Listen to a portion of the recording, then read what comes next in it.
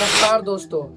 सोचिए, कल जो टमाटर 40 में मिल रहा था पर आज वो टमाटर 120 में मिल रहा है। दूध, तेल, दाल, चावल और गैस सबकी कीमत आसमाने छू रहा है। लेकिन सवाल ये है कि ये क्यों हो रहा है? क्या ये ग्लोबल इकोनॉमिक से हो रहा है कि ये हमारी किसी नीति के गलती से हो रहा है? महंगाई सिर्फ आपके जेब का खाली नहीं करती, ये देश का अर्थव्यवस्था को भी हिला देती है।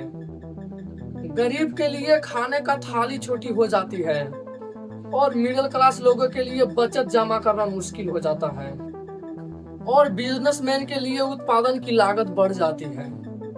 नेपाल में पिछले एक साल में औसत महंगाई 7% बढ़ी हुई है, लेकिन खाने पीने के चीजों में 10 से 15% तक महंगाई बढ़ चुकी है। इस महंगाई को बढ़ने का पीछे कारण क्या है? नेपाल अपनी जरूरत का 70% से भी ज्यादा सामान बाहर से इंपोर्ट कराता है, ज्यादा कर इंडिया और चाइना से। जब डॉलर महंगाई होता है या भारत में महंगाई बढ़ती है तो नेपाल में महंगाई अपने आप ही बढ़ जाती है। तेल और गैस में बढ़ोतरी ट्रांसपोर्टेशन से लेकर खाने पीने चीज तक महंगा बना देती है। नेपाल ऑयल कॉरपोरेशन कई बार घाटा कम करने के लिए अपने दाम बढ़ाता है। इसका असर सीधा नेपाली बाजार में दिखता है। हर कुछ महीनों में सरकारें बदलने से पॉलिसी में निरंतरता नहीं रहती, इकोनॉमिक प्लानिंग अधूरी रह जाती है और निवेशक भी डरते हैं इससे। बहुत बार सामान बाजार में पहुंचने से पहले बिचौलिए के हाथ में फंस जाता है, वो सामान के दाम बढ़ाकर बेचता है। आइए इसे एक उदाहरण से समझते हैं। सब्जी किसान 20 रुपए में बेचता, पर ये शहर जाते जाते 100 रुपए से ज्यादा कीमत हो जाता है। तो रशिया यूक्रेन वार और ग्लोबल सप्लाई चेन क्राइसिस ने भी नेपाल के महंगाई बढ़ा दी है। खासकर तेल, गेहूं और खाद्य तेल में भी इसका असर बहुत पड़ा है। तो एक सवाल उठता है, क्या महंगाई कम हो सकती है?